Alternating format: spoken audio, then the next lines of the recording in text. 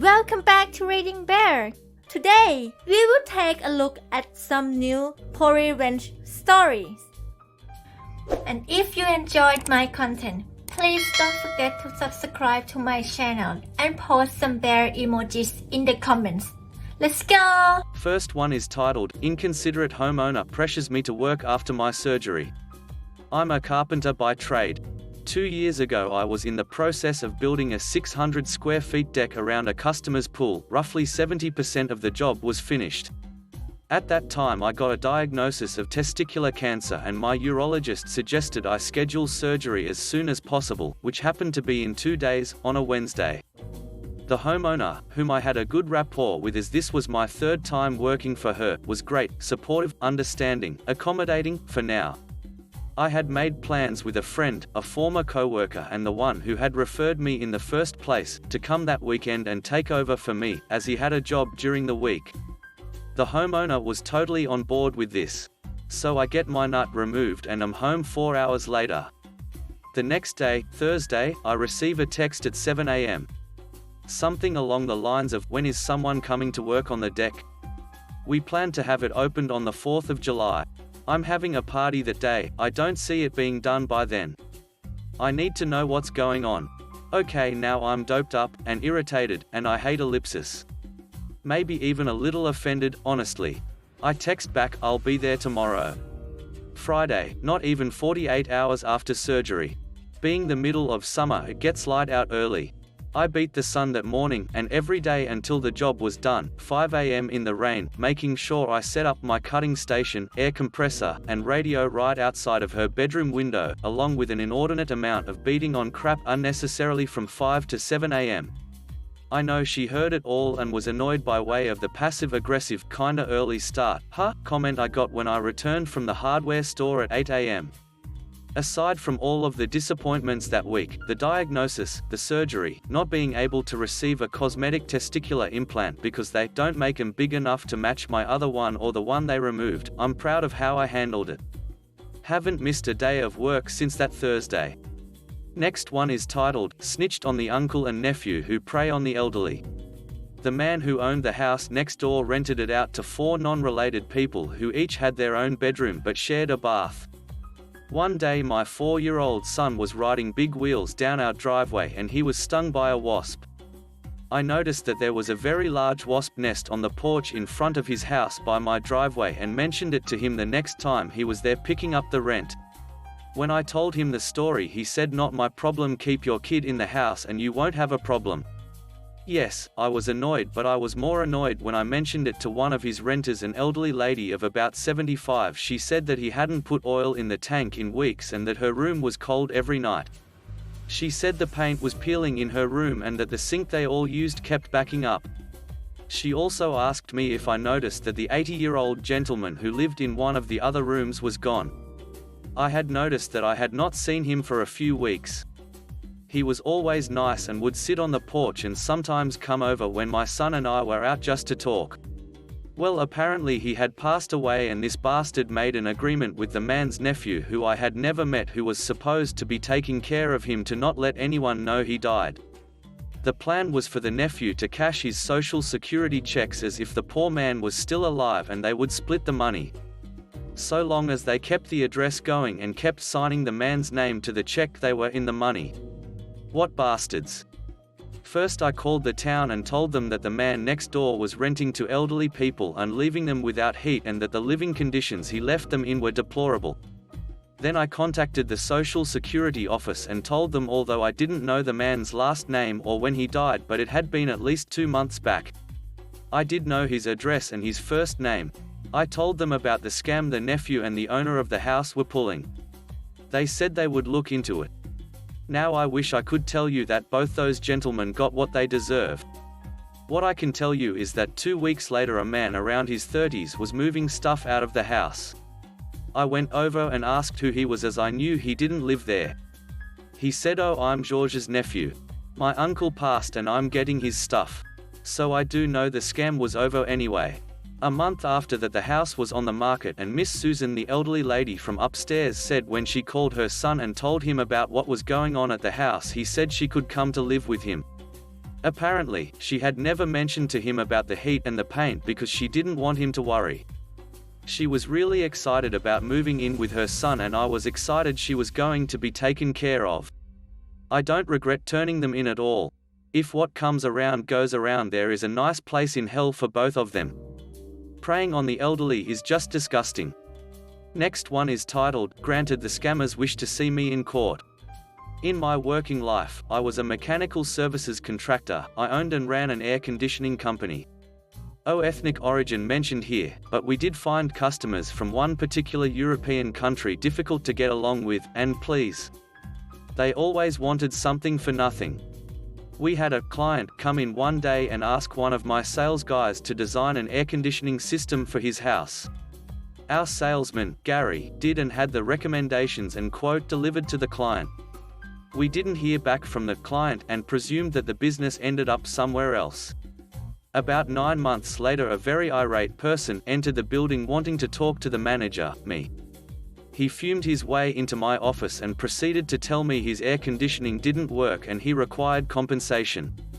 I calmly said to him, "Are you a customer of ours?" He said, "Yes. I came here 9 months ago and you designed an air conditioning system for me." I said, "Sorry, I can't place you. What is your name, and I will get the file out. Tell me, when did we install this system for you?" He said, "No, you didn't install it. My family members are all competent tradespeople. They did the job, but you designed it, and it doesn't work." I said to him, "Are you seriously expecting me to take responsibility for something I did not have any part in supplying and installing? If you are seriously mistaken." He got up and said ever so aggressively, "See you in court." I said to him, "Now hang on, this is not an admission of any liability, but would you like one of our guys to have a look at the unit and see if we can find an issue for you? When you run a business, you must be a diplomat and a conciliator." He agreed, and there set in a chain the most amazing sequence of events. Backtrack, about 5 months before, our unit lockup had been broken into. The bastards had one of those roaming scanners that search frequencies until it gets a match, and as soon as it does bingo, the electric roller door opens. They cleaned us out, took 8 brand new units, copper piping, and electrical gear. Back to the present, I organized for one of our service guys to go and have a look at this unit. He did and reported that the installation was fine, but the unit did have a faulty reversing valve, and refrigerant was bypassing, compromising the performance of the machine. I got the Friggy to get the details off the machine, and I would try to get some manufacturers to help for this customer. When our guys brought back the information, it turns out this non-performing unit that was going to end us up in court was in fact one of the units that had been stolen from our lockup 5 months before. I rang the customer and said to him, "The unit does indeed have a problem and I would like to get the manufacturer to accept responsibility. Could you please give me the purchase details for this unit?" The reason I made that call to him was, I wanted his version of the purchase, and of course, that conversation was recorded. This was what I wanted to hear. He said, "My cousin bought the unit from X and sold it to me as part of a family deal." There you go, nose around the neck. I said to him, "Well, mate, you have shafted me twice. 1. You came in here after free advice which you then wanted to use against me for your advantage. 2. The serial number of your unit matches one that was stolen from my premises 5 months ago. At this point, it's become a police matter. Goodbye." I hung up the phone and I thought, duck you. I gave all the serial numbers to the police for a second time, and this time, as they had a red-hot lead, they managed to track down all but 2 of the stolen units. It was 3 months later when I next saw him and his cousin in the dock, and the judge asked me if I could identify anyone in this courtroom, and I said to the judge, "Yes, Your Honor, that person over there, the one on the right, said he would see me in court." Cheers, Rob. Yeah, karma happens just enough to make you realize, never do the wrong thing to anyone. What appalled me about the whole thing, after the initial break-in and theft, a report was made to the police and they were given the serial numbers and invoices for all the equipment that was stolen. They never managed to make any progress in tracking down our loss or the culprits. So much for police effort. Insurance was considerably more effective and we were compensated for our loss, and that would have been the end of the matter. It was just sheer luck that this turkey came back in to lodge a complaint, presumably uninformed by his cousin of the history of his unit. And one of the reasons I lean heavily towards being a conciliatory host with my short-term renting is the lesson I learned from that experience. I could have told this character to get lost and stop wasting my time, but in the back of my mind was the desire to know what actually had gone wrong here. Even though he had clearly taken advantage of me, I still had a desire to see things right. Once we actually sighted the unit, well, the rest was history. A chance in a million, but I took great delight in granting that thief and scammer his wish to see me in court. Next one is titled, Niece Threatens My Nurse So I Roast Her in a Professional Manner. I used to work as a welfare officer in a disabled home for residents who are mentally, physically disabled. Think of it as a mini psychiatric hospice for long-term patients. Most of them either have no more living relatives, family having problem taking care of them, or simply don't want to have anything to do with them. There's this gentleman who is among the few who still has relatives who visit once in a blue moon. He is very friendly although very frail. It doesn't help that he loves to step out of his wheelchair unsupervised to do his own exercise. More often than not, he would slip during one of his workouts and bruise like a peach. On one occasion, when his niece and her husband decided to make a visit, he so happened to injure himself again. As my nurse wheeled him to the visiting area, the niece went livid the moment she saw the bruise. Now, to be fair, if you were to see your relative injured, you would also question the caretaker of their competency. We don't blame her outrage, but things do get pretty ugly from time to time when they start to accuse us of not doing our due diligence and threaten to sue. Note, neither she nor her family is paying a single cent for us to take care of him, and on the record, he was found abandoned before the social worker took him in. So after an onslaught by the niece, my nurse came crying into my office and told me and my colleague about the whole ordeal. Apparently, the niece started to scrutinize my nurse's daily routine for her uncle, claiming to be a nurse herself from a semi-famous hospital and could bar my nurse from working in my country. She can't. Both my colleague and I were fuming at this point, so while my colleague is consoling my nurse, I decided to have a chat with the niece. Me, hi, how's everyone doing tonight? Resident, I'm fine. So glad to have my niece visit today even though she came at a bad time. Please tell the nurse not to take it too hard. He obviously saw my nurse crying. The niece is now pouting. Niece, hey, you better tell your nurse to take care of my uncle or I'll make sure she won't be able to work in this country again. I'm a nurse too, so don't try to bluff me. At this point her husband is giving me the very apologetic look. I signal him that, I got this. Me, I'm truly sorry about this. It will never happen again. Speaking of which, if you don't mind, I like to find out more about resident's name here and his family situation. Like, for example, why is resident here? Niece, what's there to find out? How can you not know? Don't you have his case file? I thought you're the officer here? Where is his case manager? Go and find out from him. Getting more aggressive. Me, yes I am, and I do have his file, and it's also part of my job to find out more about his background so that not only can I update his profile but to take better care of him. It's been a while since your last visit, so I like to find out if there's any update. Niece, much taken back by what I've said and toned down her voice. He has his issues and my mother doesn't want him to be around the house. You should know about his issue. Resident is schizophrenic, tendency for audio hallucination. Me, I see, such a pity. Because over here no matter what, we will always try to encourage family members to take back the resident if they can afford to. I mean, you said so you're a nurse, right? I'm sure you can provide much better care for him than us at his own home where he would be more comfortable. Smile. At this point the niece is all lost for words, jaw wide open but not a peep. My resident is nodding his head profusely and even her husband gave an ooh snap. Look. Niece, I'll come back again. Me, I'll look forward to your next visit. I'm sure resident here will too. Back in the office after I told my colleague, he gave me a huge high five while my nurse thanked me for standing up for her. The niece did come back a few weeks later and bought a relatively small box of chocolate to thank all the staff for their hard work. None of us took any. Next one is titled, Guy at the Bar Gets Locked in the Restroom with No Clothes On. This story is not mine, one of my family friends told me this incident before a year ago.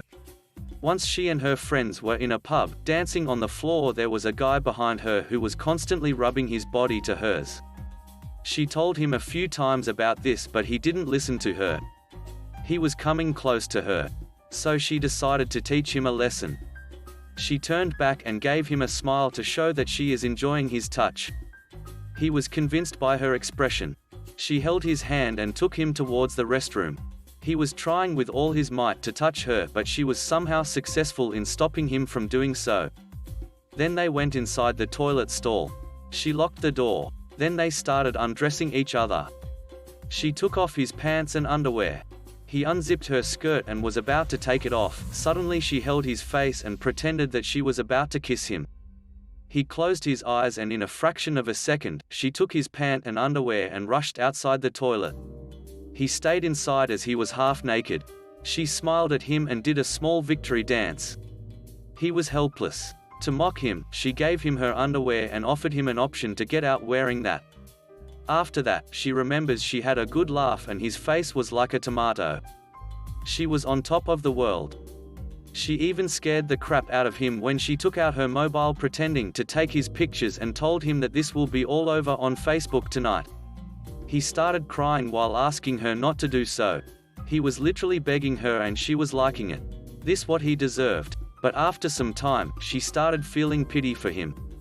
So, she told him that she will give him his clothes once she will be done at the pub. Till then he has to wait in that. Unfortunately, his mobile was also in his pants, so he couldn't call anyone.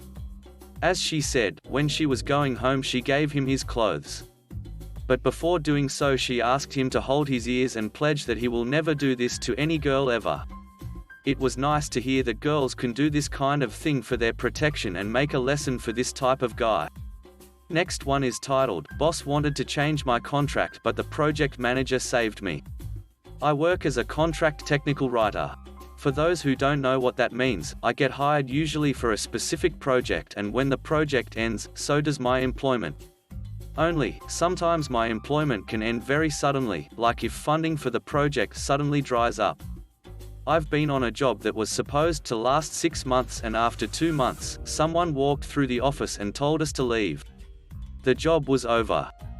Well, it just so happens that at that particular job, on the same day that we were let go, the agency that I was working through, they generate your paycheck and take your tax deductions and take a bit off of what they charge the employer for your services, called me and had another job lined up several states away and I needed to be there tomorrow. Tickets were at the airport in my name. Turned out to be one of the most challenging jobs I ever worked on.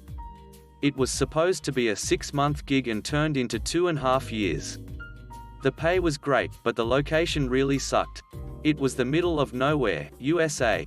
After a few months, it became apparent that it would be a long haul and I was able to send for my family. Everything was great. I had a boss from the agency who flew in once a week to attend the project meeting. This guy didn't have a clue what was going on. He'd visit me and I'd give him a brief on where we were and he'd go to the meeting with all the bigwigs, big government project, lots of stakeholders. After a few weeks, things became too complicated for a simple brief, so he started taking me to the meetings. Questions would come his way and it was obvious that I was the one answering all the questions. A few more weeks and the questions would be posed directly to me. Now, this boss had a sweet deal. He lived on the other side of the country and he flew in weekly for these meetings. Usually, he'd arrive on a Tuesday, the meeting was on Wednesday, and he'd fly out on Thursday. The government contract paid for all these trips and he racked up miles and miles of points. He had no clue about the technical details that I dealt with, but he was there to take the credit. I really didn't care because I was making good money and doing something I liked. However, I did miss home and really wanted to get back there. I'll mention that this was in the early 90s. The internet was in its infancy and most people had not yet heard of it at all. I used it in my job to communicate with the stakeholders who were all over the country. I was using Gopher and FTP and logging into servers all over to drop files and pick up files. It occurred to me that hey, I can do this job from home and maybe just come to the site once a month or so. I brought it up to my boss and he seemed really into it. He said he'd work on it. I kept asking about it on his visits and he just kept telling me that he was still working on it. Well, not long afterward, the overall project manager came to me. Long story short, he told me that my agency was planning to change my contract terms. They wanted me to be considered local so that they would no longer need to pay my living expenses and per diem, which amounted to a large part of my income. They also planned to reduce my rate and stop paying time and a half for overtime, and I worked a lot of overtime. The PM said, "We know that you're the one with all the technical knowledge. Go find yourself another agency and we'll hire you through them at whatever terms you think are fair." I mentioned the remote work option to him, but he wanted me on site, and it was still too early to know if that would actually work well. Well, I went into town to a local job shop, told them the deal, and they drew up the contract and I had it signed the next day. Got myself and co-workers a nice rate increase, overtime, and per diem guarantees, etc., etc. The next day I get a call from my boss. He wanted to tell me that the contract was over and that yesterday was the last day I would get paid for. I said, "I know. My team has a new contract because the PM said he doesn't need to pay you to fly out here every week for nothing." I could hear his jaw hit the floor. "By the way, I know you were planning to change my contract and screw me out of what's owed to me." All I heard after that was a lot of cursing and screaming. Work really started to dry up after that. I hope he was able to pay his bills with all those air miles. When the project ended a year later, the PM came to me again and offered me a permanent position with the title of senior engineer. I wouldn't finish my BS degree for another 4 years. I was flattered but eager to get back home and away from the desolate place. The best part though was not letting that jerk boss get the best of me. Thanks for listening.